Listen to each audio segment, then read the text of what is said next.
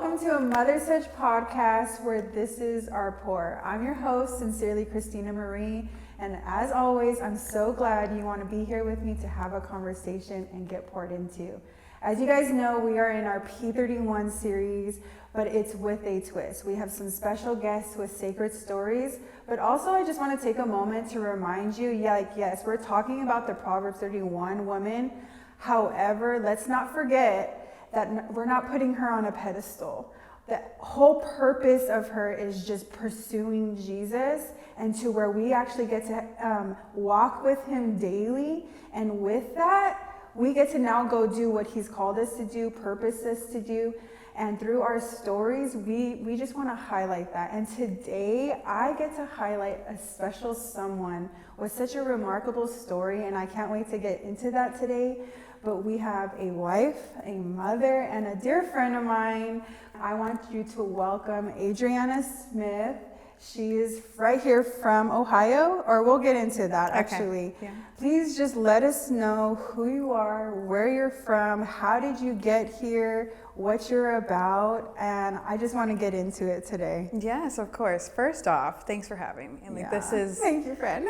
truly a blessing Wow. because of what you're building and seeing God in everything that you do. It's an honor to be here. Wow. So the moment you asked me to be here, I was like, absolutely, because it just felt right. It always did. But I'm Adrianna. I am from Ohio, Steubenville, Ohio. So that's like north of Columbus. Moved here when I was about 8 years old. Wow. Been here a long time.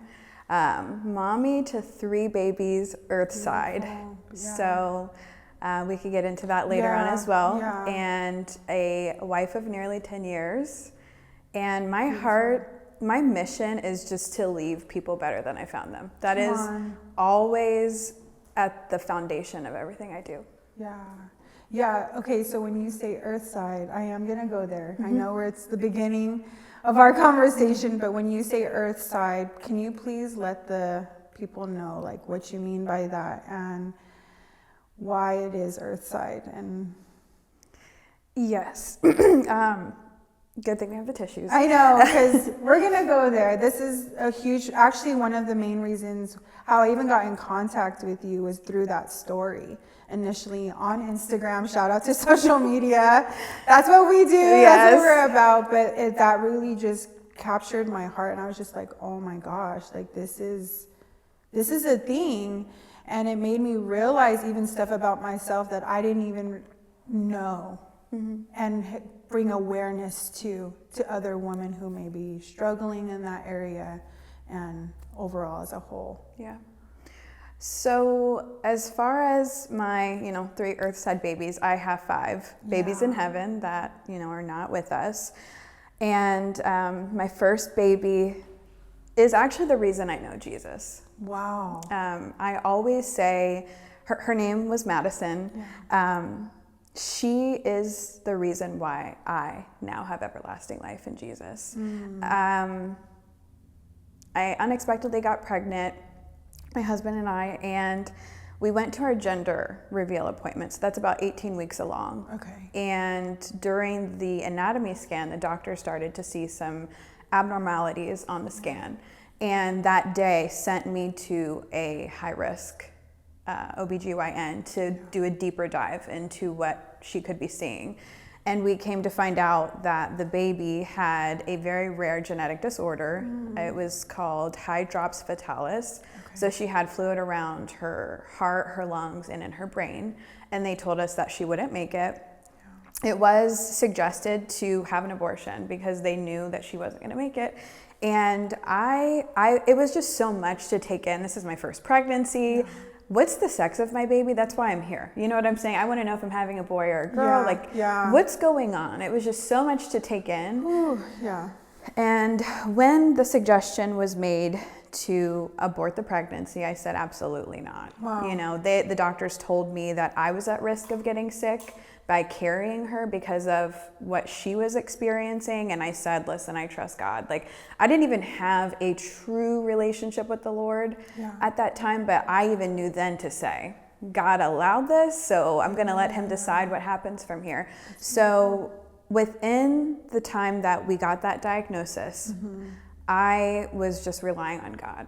And I said, God, listen, I'm just believing that whatever outcome you have in mind will come to pass. Wow. And I attended church with my husband. And I went to the altar. My mother-in-law actually asked me, she's like, do you want to go get prayer? And I said, yeah, I do. Yeah. And I received the evidence of speaking in tongues and the Holy Ghost. And No I gave way. my life to God that day. And everything changed for me from that moment. And then 2 weeks later, I did end up losing Maddie. And How many weeks total were you? 24 weeks. Okay. Yeah. Thank you. Sorry. Thank you. Yeah, no, this is good. Just thinking about her, obviously, a lot of emotions. I've healed a lot, Yeah, but you have. She will always, have such an impression on me. And the fact that losing her led me to God, what more could I ask for? No, for sure. Wow, so that's just, sorry, I have to take a moment because that's really heavy. Your first pregnancy, not only do you get this encounter with the Lord, but then you lose the baby. How did you continue to contend for the faith even thereafter? Like losing her, yes, you had this remarkable moment with Jesus, but how did you keep going? How did you contend with the Lord and walk with him knowing that just took place, even though you had your faith in him? Yeah, that's a really great question. I believe it was the first time I had to really show my faith in him and to trust that there was something ahead. That Even there was thereafter. something. It would have to be. There Wow. was no other explanation. There was no other way I could approach the situation. Yeah. In all honesty and all reality, it was extremely hard, right? Yeah. Very much so depressed, very much so going through the processing of losing a baby. I was just about to say, just the natural things that go through as a mom, like the depression, the oppression, that's a whole other thing to deal with in itself. And then on top of grief, on top of everything that comes with it, with losing a baby. And how did you keep going? I know we have the Lord, but what were some things that you had to do? Was it just crying? Was it going to therapy? What did you have to do to even press forward? Honestly, then I didn't know what to do, so Okay. I just continued on. That was the only thing I could do. Did I cry? Absolutely. I allowed myself that. I did not go to therapy then. Now I am. There was a delay, I think, in a lot of the processing that I am now, the last 4 or 5 years have been working through. So there was a delay in some of that. But as far as moving forward, I did cry, and I didn't allow myself to isolate. I made sure to continue to go places and do things. And that, I think, helped me. Okay. And I'm glad I had that, because I really think that was majority of what kept me from isolating and just going internal and becoming even more depressed. Okay, got it. Because to me, sometimes I feel, especially nowadays, okay, therapy is always the go-to answer for everything out, Jesus in therapy. But sometimes some people are not in a practical state of that. Yeah. Sometimes, because I could relate to that, because even things that obviously I personally have never gone through, losing, going through a miscarriage or anything of that nature. However, my babies are miracle babies too. I was told at a young age that I couldn't have children, or if I was, it was going to be very hard. So when I did find out I was pregnant, I was devastated, floored, different emotions all at once. And I'll get into that another time. But at the same time though, it's an overwhelming emotion. So when I had to press through, and once I had this miracle baby, I had an overwhelming emotion of depression that I've never experienced before, but I didn't have the resources of therapy. Like you said, I think something that I think moms and women need to really realize sometimes is just getting through the day. Yes. Sometimes it's not just this, big moment or a big move of doing this and doing that, but it's actually just, what, God, I just need to get through the day today. Yes. Nothing more and nothing less. I just need to survive today. I need to overcome my own thoughts today, because this is not it. I legit just don't want to be in my bed. Yeah. And I did, if I'm being honest, and I did. I would stay in my bed, I would cry, I would hide from my husband from all these different emotions, because, and I'm sure you can relate to this too, like we have amazing husbands who support us, but why am I going through all this? Yeah. And that's something that I had to face even within myself too. So, but after that though, were you considering like having even children thereafter, or was it kind of like, no, let's just take a break from all this right now, because it was already unexpected from the beginning? You know, my husband and I always knew, I mean, when we were dating, we're like, we know we want kids, you know, so at the forefront of my brain, I was like, okay, I want kids. And so we did give it a little bit of time, right, before we decided to try again. But it wasn't that long. I mean, I was ready, you know. I'm like, I want to try again. Now that I had a taste of what it felt like to know, like, oh, I'm going to be a mom. I get to have babies. Like, this is going to be great. I desired it even more, right? And so we did try, and we went on to lose 3 more. Oh my gosh. But they were earlier. So we didn't go, you know, beyond like a 10 weeks along before we lost the other 3. But how is that hold on, I want to pause. How is that process though? Because that's now, oh my gosh, sorry, my heart is hurting in that sense, just because I can't even imagine, you know, I'm getting my hopes up and then continual, like, just no, because now you're questioning yourself as a woman, as a mother, my body, your body, you're questioning your whole body as a whole. And how did you start to then navigate, like, through the doctors, like what's going on with me? Or was this just a deep dive where, like, obviously, are they helping? They're not helping me and I have to do my own research? Or how did that work out for you in that time? So I did try to control everything. I was like, I'm going to stop working out. I'm changing my diet. You know, I'm doing all these extra things to control the outcome. I'm getting ovulation kits. I'm centering my life around getting pregnant. Oh my gosh. And God didn't allow it to last for long before I started to see even more in my own body that that wasn't working for me. Okay. So by trying to control everything, I was delaying my periods from being stressed. And my husband went on a work trip, and I will never forget, he left, and that was one of the times that my cycle was delayed. And I was like, okay, I'm clearly stressing. I'm putting myself in this position where this is just a very heavy expectation and outcome I'm pressuring myself for. And so he had left for the work trip, and my sister-in-law stayed with me while he was gone. Okay. And I just sat down with God and I said, listen, if it is not in your will for me to be a mom, please take this desire out of my heart. I can't bear it. And to give that up was very difficult because, again, I had a taste. I saw my body wanting to carry children, but it wasn't showing me that it was actually my calling, right? Because I was losing the pregnancies. So eventually I surrendered it. I literally said, God, take this. I cannot. And I wrote down on a piece of paper, I'm like, all the things that I would feel called and led to do if I weren't to become a mom. And on that list, businesswoman was to be one of them. And I wanted to be like healthy and like go to the gym and just like focus on my health. And after that, I just started going for promotions at work. I started going to the gym every day at 5 a.m. Like, I had nothing else to do, you know? Got it. And so within 30 days. No way. I came home from the gym on a Saturday and I felt a little off, and I told myself, don't take a pregnancy test. I just kind of felt like maybe that could be a possibility, but I kept trying to talk myself out of it. Something said to go get one, and I'm like, I can't believe I'm caving like this, because I surrendered this to God.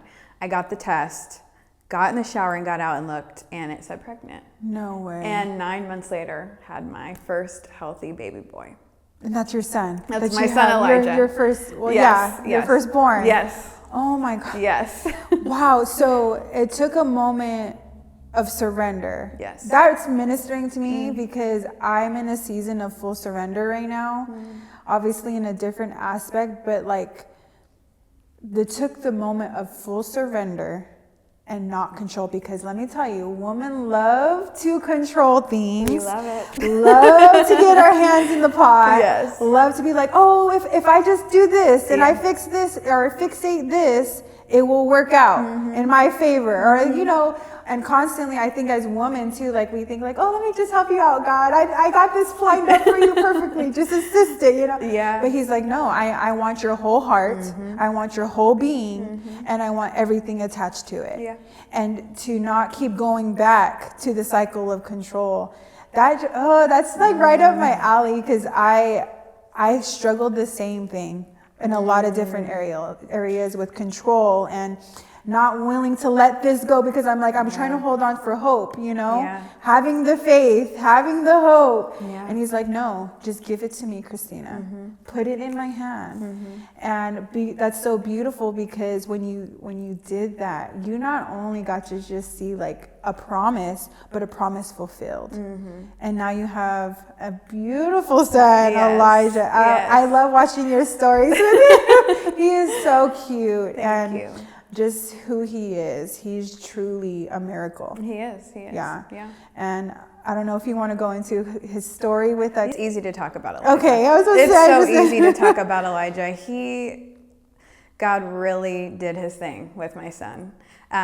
He is just such a special child. And I will say, what Christina's referring to is that Elijah is on the autism spectrum. So earlier on, probably a little after his first birthday, did we start to kind of notice he wasn't hitting developmental milestones. And just being his mom, I mean, you know, we're just in tune with our children. I could just see that there was something there. So I just started to seek out some support, went to the pediatrician, we got some referrals, did some testing. He actually got diagnosed with autism via Zoom during the pandemic.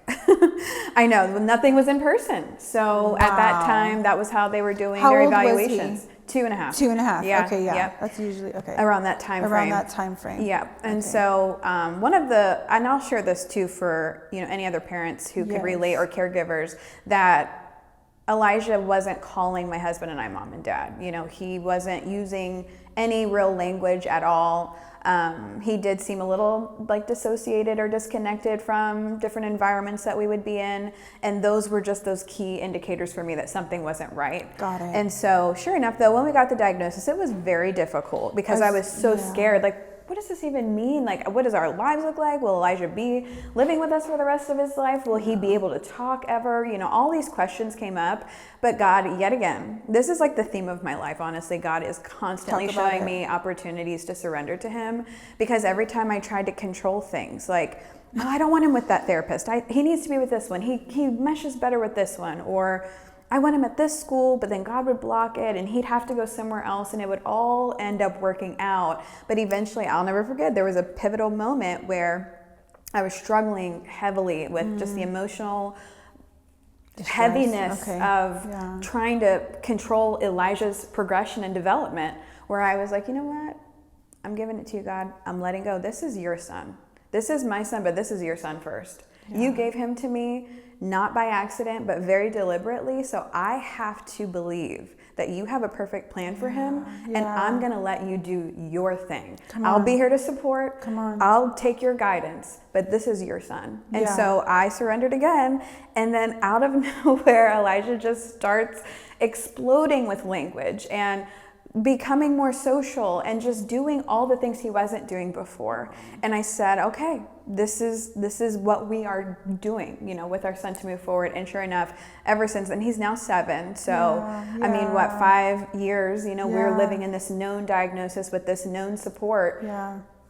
He has just gone nowhere but up. That's amazing, because again, the common theme here is surrenderance and not having control. And once you realize that, and I think that's a huge target to women like us. Like, let's just be real. Women who are, you know, for lack of better words, is like, we probably, I know for some people, didn't probably have a sense of control in other aspects of their life. You know, like, we can talk about it, but so now there's this position where we feel like we have to be in control. We have to be that mama bear. But then the Lord's like, no, even your children, just give them to me. That's something my mom has always, I actually, one thing I do admire about her is she always said, Lord, I just pray the perfect will for my children. Yes. You know, not just a protection over them, but yes, those things too. But Lord, I pray the perfect will over their lives. Something that I can't orchestrate, something that I can't control. But Lord, I just pray the perfect will for them. And that's something I'm now even tapping into with my own children, because there's been a handful of times where even with my kids, I feel like I failed them. I feel like I'm not doing enough for them.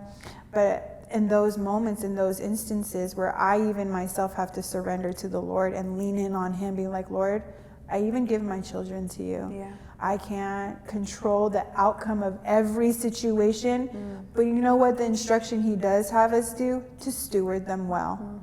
To steward whatever gift and capacity that they have them in. That's the instruction. And with that, I think with your story, though, it's so beautiful because you're entering into this space where it's actually becoming, what I see from the outside looking in is like it's just becoming a huge part of what you're doing and what you're standing for and what you advocate for. And I think now, even though these struggles, even though these hardships, like, and this is heaviness, like this is heavy stuff, Yes. You know what I mean? But it kind of gave you purpose. Yeah. Oh, yeah. It gave you a sense of purpose and to stand up for something that you strongly believe in and are passionate about.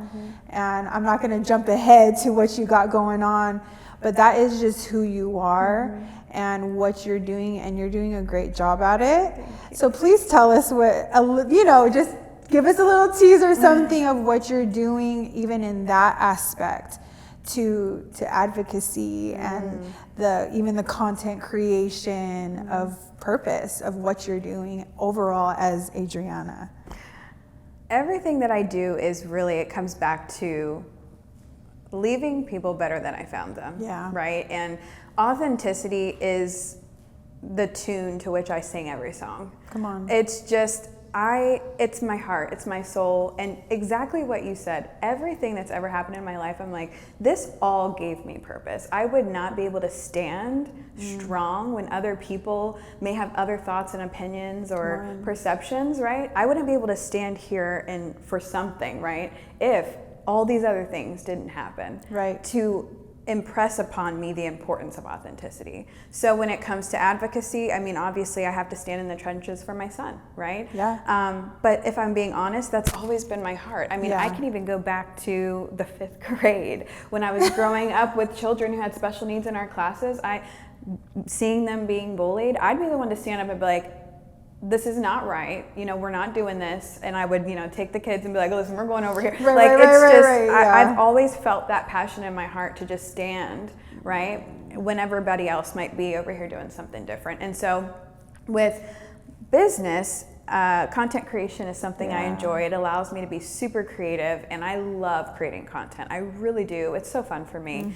And so I do focus in my business right now on creating content and content marketing, essentially, and developing some strategy, because I'm targeting mostly small businesses to help them, because what I've noticed is small business owners are so focused on high-level tasks, they don't have time to put a camera on themselves. Yeah. They're managing teams, they're planning ahead, they're doing so much day-to-day work that I'm like, I want to help them, kind of the underdog in a way. I don't know, my heart's I love that. Always centered around the underdog in a way, but that's what I'm doing, and it's turning into like a content marketing situation, but again, with authenticity, always standing at the center. So trying to find a way to center my story in there, because I feel like people are most attracted, right, to connection and stories. Yes, I was just about to say that. And that's how a huge reason why we started following each other, why I started following you in this journey, because I didn't just see content creation. I saw a story, and I saw a mama just coming for what's hers and being passionate about it. And I think that's such a huge thing, even in our world today, in the social media world, in the content creation world.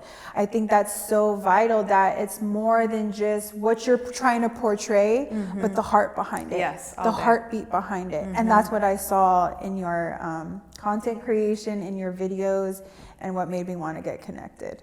I saw a lot of the same things in you and everything that you stand for. And it just felt like a familiar feeling when I felt for sure your content, right? Because your story was shining through your content as well. So that means a lot coming from you. Really? Yeah, seriously. From someone who's in the field, I do take that to heart and consideration, just because I don't consider myself a content creator. You are, though. I just get, when I'm in the mood, when I'm in the, the mindset of that creativity, it just flows. And that just means a lot coming from you. So I really do appreciate that. And it is what, we always say this, like we're like soul sisters. Yes, no, seriously. In that space. Yeah. Because it's so real, it's so evident. And it just makes sense to us. Like it's not something we have to explain. Right. Like you just get it. Right. Yeah. Which we were talking a little bit before. Yeah. And I want to bring something up that we started to talk on, because you said something that I feel like other people may very much so resonate with, which is other people seeing something in you that you may not necessarily see in yourself right away, or you have to catch up. And so with A Mother's Touch, or even just with your own personal brand, like how did you finally catch up and get to a point where you're like, okay, I see it, I feel it, and this is the thing? Yeah, so this is actually real time for me. I know we touched on it real briefly, but this is a season where I'm at where, you know what, I'm kind of silencing the noise over here of the naysayers and I guess my personal brand, and I'm going all in A Mother's Touch. But here's the thing, it's not just A Mother's Touch, because it's me too. And my heart is in this thing, my passion, my drive. And I'm like, the same passion I would probably do just for this over here, like that's what I'm doing for A Mother's Touch. But it's still me. Yeah. It's still the mama waking up, taking her kids to school, and then coming to this for a record. Like that's real time for me. Like that's something that I'm not quote unquote separating. Yes, it's my own business. Yes, it's my own brand over here, but I'm kind of interlinking the two. And I feel like that's something that this society kind of needs more of. Not so much, show, take, but actually just being real, being authentic, sharing your story behind the camera, behind, these different things that, you put yourself behind, but it's actually who you are. It's what made it, for me, it's what makes it A Mother's Touch. Right. Like this is literally me, A Mother's Touch. And so with that, I'm navigating this in real time, and it's been so fun.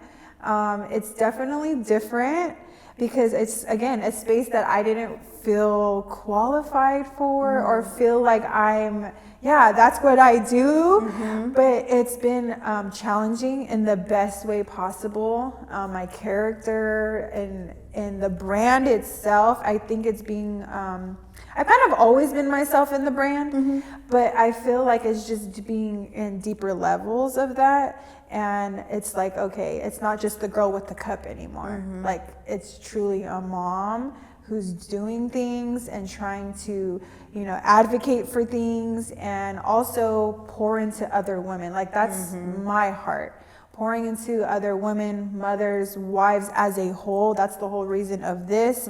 But bringing people like you alongside of me where I'm like, please tell me your story. Tell me what you're about, because it's not about me, but it's about you too. I think there's more power in partnership. There's more community and collaboration and not competition. Like if the fact, we might be in the same space of content, but like I think I get inspired by you, and I pray you get inspired by me. I always do. And so it's just that I'm learning more of that, and also just silencing the noise of the ones who are not. Just if I'm being honest. Because that was a hard pill I had to swallow as well. Like, hey, not everybody is for you either. Like, it's true. It's true. It's the truth. But I'm very grateful. I'm very grateful to be in this space. I don't take it lightly nor for granted. But I'm all about the one and pouring into them as much though too. And you display it perfectly. Like, I can really feel your heart, and I love that you are creating a mother's touch from you, because I think that is like in our social world. I mean, you highlighted it, but people are trying to curate stuff, right? Everything is like staged and produced, and that's not how we genuinely connect with people, right? So I think even recently, as I've been supporting other brands or even developing my own, it's like, let's humanize this a little bit. Like, let's not always try to make this so curated and perfect, because that doesn't speak or minister to anyone. Come on. At all, right? That part. It's the real, the raw stuff that breeds true connection. So, yeah. And what would you say, since you're in that space a lot with a lot of different people, a lot of different businesses, and just kind of all around, what do you think is I know you're already kind of touched on it, but what is the number one thing that you see lacking when you do kind of tell them, like, hey, try and be a little bit more real, down to earth with this? Is it like almost a vulnerability piece? Is it like, am I being exposed? Like, what's one of the biggest challenges that they have to face to kind of overcome that? Or what's a word of advice you would give someone to try and even overcome that, to just be authentically them? I think that it is fear, right? Yeah. It's fear of how you're perceived by other people, and being afraid to maybe push the line of, like, am I oversharing? Is that too much? How do I find a middle? Like, No, for real. How do we get this? Because I still want to come off very purposeful, right? I don't want to just throw mess at the wall, essentially, right? We gotta come correct, but I think that there is a way, right? There is a way to really pull our stories and infuse them in anything that we do, because it goes back to what we were just talking about earlier. It's flowing from you.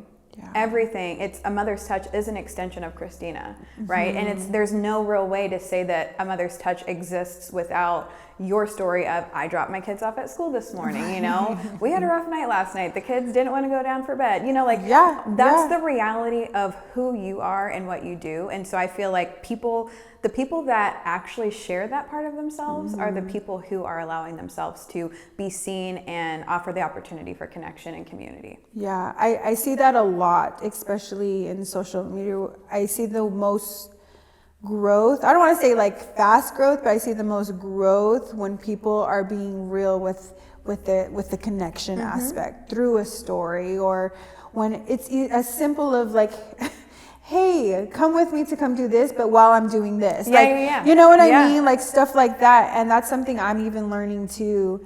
Like Christina, it doesn't always have to be perfect. Yeah. That's another thing. Control, perfectionism, having it to be like a certain way. Like sometimes me messing up on something is like, oh, hey guys, I'm not perfect, okay? Right. Like I am not perfect. Yes. This is real time for me. This is something I'm having you join me in the process. I don't have it all together. I don't. And if I portray that way, I apologize.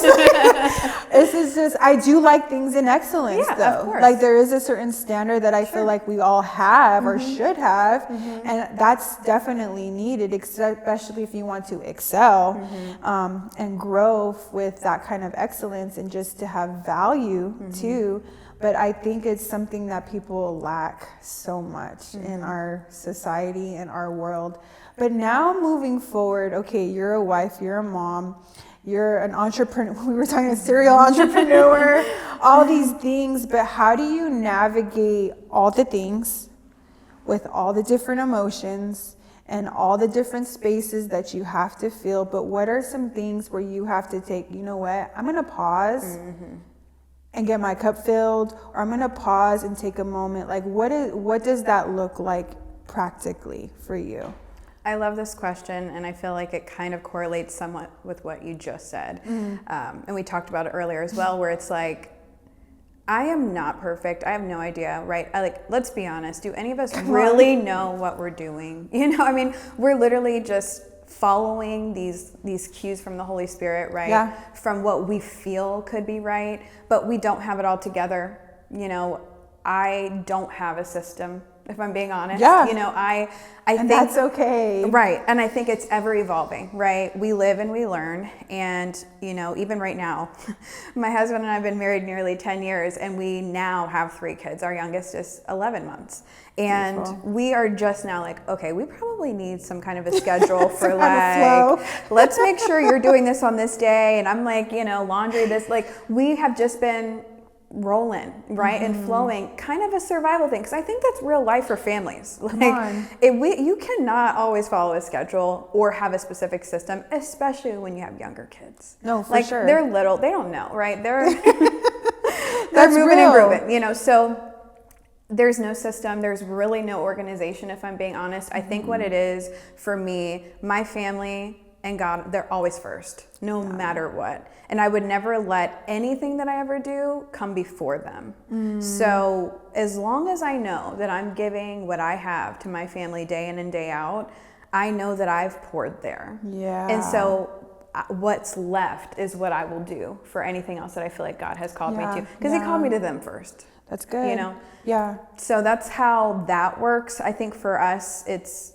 you know, we make it work. It's hard sometimes. It's very hard. Sometimes the house may be very well a mess, you know. Maybe, and that's okay. Maybe we go to sleep with some dishes in the sink. Because, I mean, again, it's just not realistic to expect so much from ourselves. And I just don't subscribe to like this hustle, pressure, push, exhaustion mentality to life. And I don't think that's what God wants for us either. I don't think that's what He designed our lives for.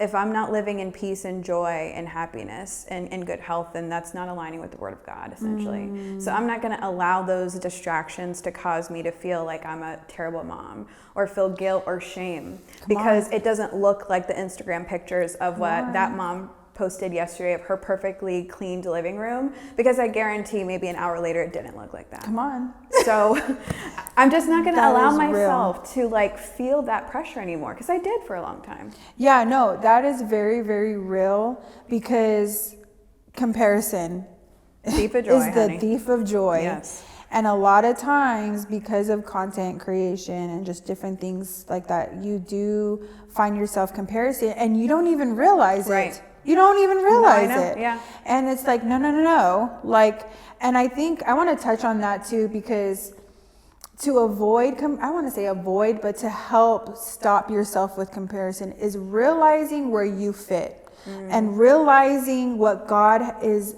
assigning you to do. Because you can't compare yourself to that mom over there, because that's where she is right now.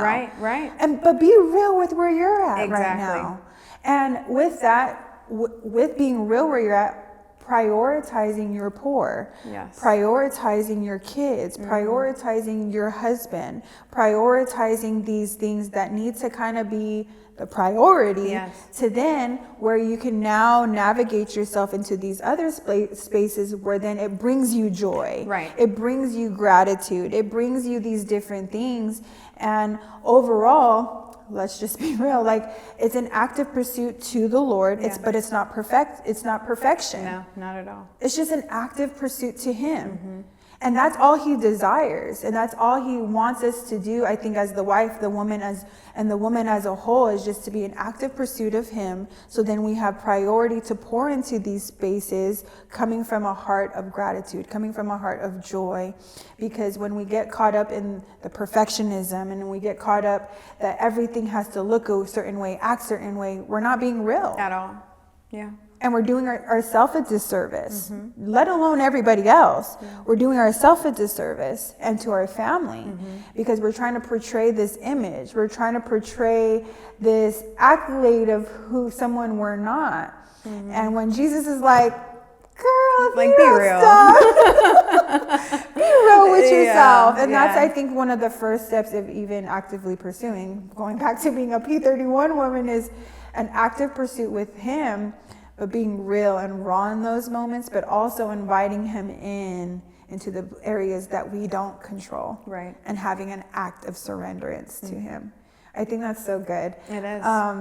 Is there anything else that you want to ask me? I was about to say, what do you want? Because I see, I was like, you could tell something was brewing. Yeah, I could tell, Well, because I want to ask you this, because something that I have learned along the way, and this has been maybe within the last 3 to 4 years or so. It's a process, ever evolving, but I felt like in my faith that I wasn't really shown how to take care of myself. Come on. And it was never modeled for me growing up either. What does it even mean? You know, what do I need? Do I know what I need? It's so real. My kids obviously need me. I know what to give them. My husband needs me. I know what to give him. But what do I need, and what do I give myself? Like, God, show me. And this has been a season of learning how to manage balancing this stuff, but also prioritizing rest and prioritizing what does rest even look like. And it looks like saying no sometimes. It looks like I got to take a nap. I've never been a napper, but I'm like, even if that means I got to lay down for, I'm learning what it means to give back to myself so that I can show up for my kids and my husband and my businesses and my friends, and family members. It's learning that. So I'm curious how you are prioritizing yourself as a busy entrepreneur, wife, and mommy. This is actually a very common question I get. It's so crazy because I know externally it looks like I have my hands in, I'm the mom, I'm the wife, I'm a mother's touch and all these different things. And this is something I had to recently really dig deep on, because I was pouring from an empty cup for a long time and it became overwhelming. That's where I think burnout kind of comes from. But also too, I learned that there is more power in my no than my yes. I'm such a stickler on that. I believe there is more power in me saying no. I know we get caught up in the yes all the time, saying yes to God, saying yes to these businesses, saying yes to all these different things, but then you wonder why you're burned out. Right. But in reality, some of it could even be a test. And it's another thing I talk about all the time is there's more, I believe in obedience over opportunity. We must consider him in all of our ways. What seemed like a great opportunity may just be a test and wanting to be obedient to him. It may look like a great opportunity. It may even look like a God opportunity, but that does not mean it's him. Right. And I had to learn that the hard way in a lot of different seasons and aspects. But I am now at a space where I consider I know I sound like a broken record when I say this throughout all my episodes, but I consider the Lord in everything I do.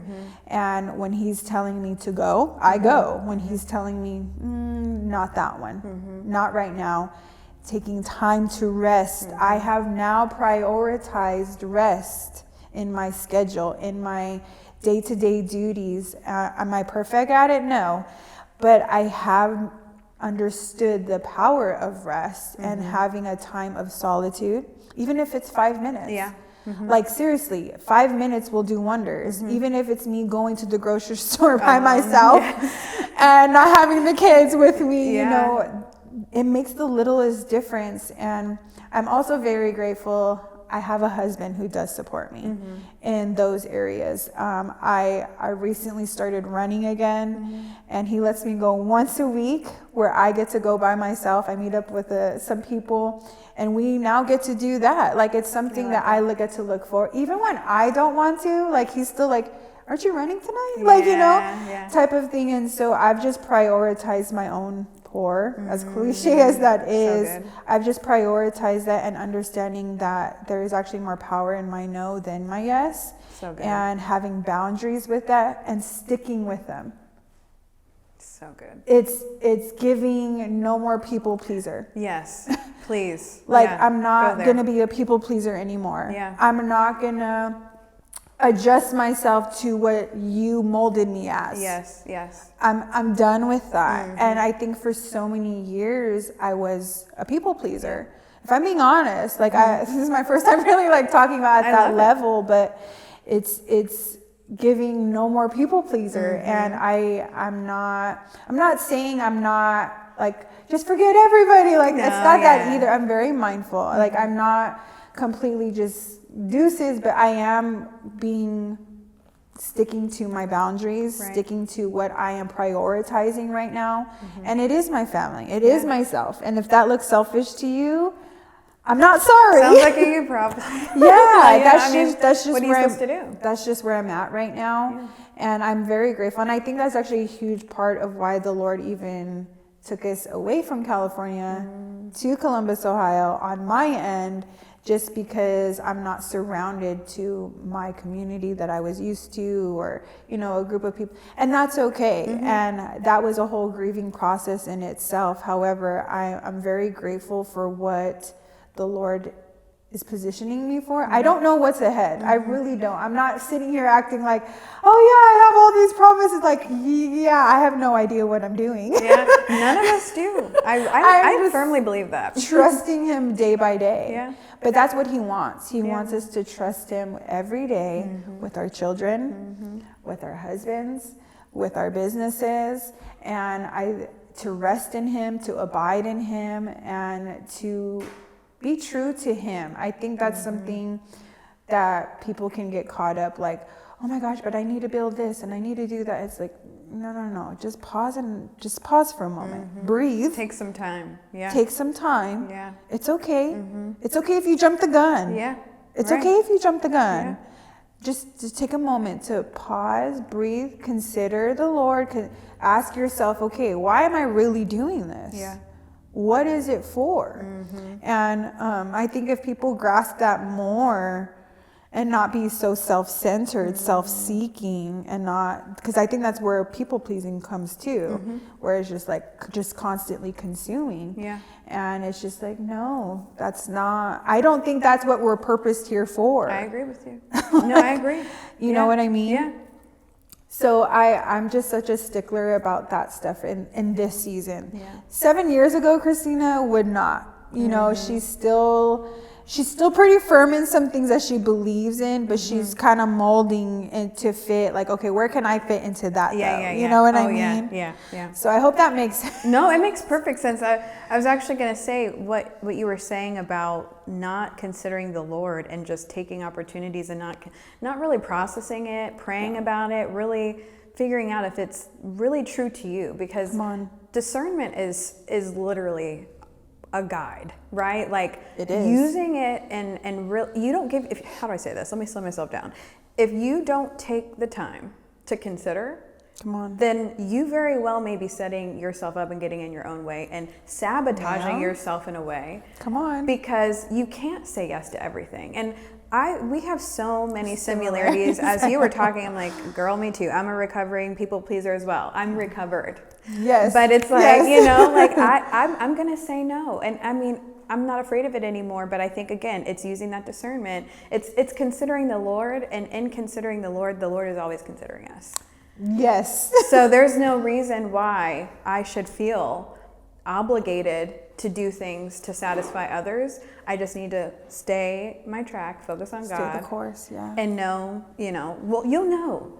Like, if you haven't developed that, it'll come, I think, with faith, that you'll feel, it's a literal overtaking, a feeling. Yes. That you have peace or you don't. Yeah. And that's that. Yeah, I love that so much. Thank you so much for today. I know we're going to probably have to have another conversation. I was going to say, we did not cover everything we need to talk about. Yeah, we're going to have to do a part 2 for sure. Just a continuation to this conversation, because we got to go deeper with this. We're literally touching the surface. Just the surface, yeah, literally. But I just appreciate you so much on wanting to come and have a conversation with me on the pod. Absolutely. And I know you have some things coming up soon. So y'all, please, I need you to follow this girl. She is, I want to say all things Adrianna. But maybe I'll change my handle then. Because she is jam-packed with so much goodness. Like, it's not just one thing. It's really who she is overall as a whole. And I just love that, because that's what we stand for here, even on the pod, as the wife, the woman, and the mother as a whole. And I feel like her story is all of that. And if you can, please follow her, Adrianna N. Smith, on Instagram. She has some amazing things coming your way. Y'all have to stay tuned. Y'all have to get plugged in because she is just amazing. I want to like just go there, but I'm just like, she's amazing with what she is advocating for, what she has planned, what she has prepped. I already know by the Lord, like you have amazing things planned. I feel like I need to speak to you. Sorry. Amazing things planned and prepared for you. And as we've been a common topic of today, just continual surrenderance and control, just letting that, going down at his feet and just laying it all down. I know you've done it many times before with different situations, heartfelt situations where it was like, Lord, I've given you all my all already. Like, here's another round, here's another pour, like the woman with the alabaster box, like just literally pouring out all she has continually, time and time again. And he sees you. He sees you in those moments. He sees you when you're giving it your all, whether it's to your family, whether it's to your husband, or whether it's in your passions. It's not by accident he's giving you those passions, those dreams, those desires. It's not too much for him. But again, it's giving him that control, laying it in his hands for him to do what he wants to do, not just what Adrianna wants to do, what she has planned and what she has prepared, but what he wants to truly do with you, alongside of you, and just inviting him in, holding your hand and saying, come on, walk with me, be with me, and pursue me. And I know you're already doing it, but I just want to affirm and confirm that for you, that it's not done in vain, and to continue to actively pursue him in those ways. Because it's gonna blow up. I just know it. It's gonna blow up and touch a lot of amazing women, mothers, and people that need to hear your story. We just scratched the surface, so there has to be another conversation with this. Yes. But as always, you guys, I just appreciate you guys coming in and tuning in to this episode where this is our pour, and we're having conversations with special guests with sacred stories in our P.31 series. So thank you for tuning in, and until next time.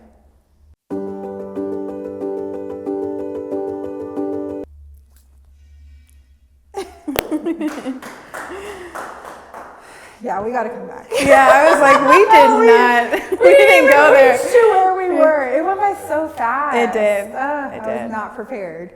There's a lot of good content in a lot of heartfelt conversation. It was just too heavy on some of that stuff. I was like, we got to pause. Yes. Because some of it was my first time hearing it. So I was just like I knew, but I didn't know. And so I take that stuff quite literally. I feel that heaviness a lot when you're speaking, and I have to okay, Christy, I'm not gonna cry and break down. We're gonna pray right now. Because that's where I naturally want to go. I'm oh my God, I need to get myself together, because that's heavy, friend. You have a very heavy story, but I know you're doing it for his kingdom. I know you are. There's just no other, it has to be used. You know what I'm saying? Yeah. There's no other explanation for it. I've literally sat before in my prayer time, I'm like, Lord, why do you keep allowing this stuff? Because again, we haven't scratched the surface of all the things that were the foundational parts of me as a child. Yeah. You know, and my family dynamic, and the things that I've now had to unlearn or unbecome.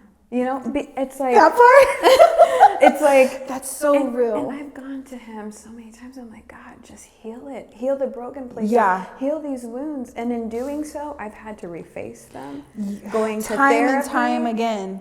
And I'm just like, I'm actually tired. Yeah, you know? No, I'm in that same season right now, if I'm being honest. And a huge part of that is even here. It's exposing things in areas that I didn't realize that I even needed to be healed from. And it's scary. It's a lot of unlearning. It's a lot of just sitting down and humbling myself, removing my pride, and allowing him to do the work. Because it's hard. The hardest work. Literally the hardest work. So and then when you have kids, On because top of it's being like kids, yeah. your kids, like they're the first priority. They are children. They cannot do anything by themselves. And then you're trying to allow yourself to be healed, and that could look like I'm melting down, I'm crying. I And need then to they're go to asking sleep. I don't have it in me to cook dinner today. Like I cannot clean right now. Like I just feel like I need to just lay here. Lay there. You know? Yes. That rest part. Yeah. Yeah. We have to do another one.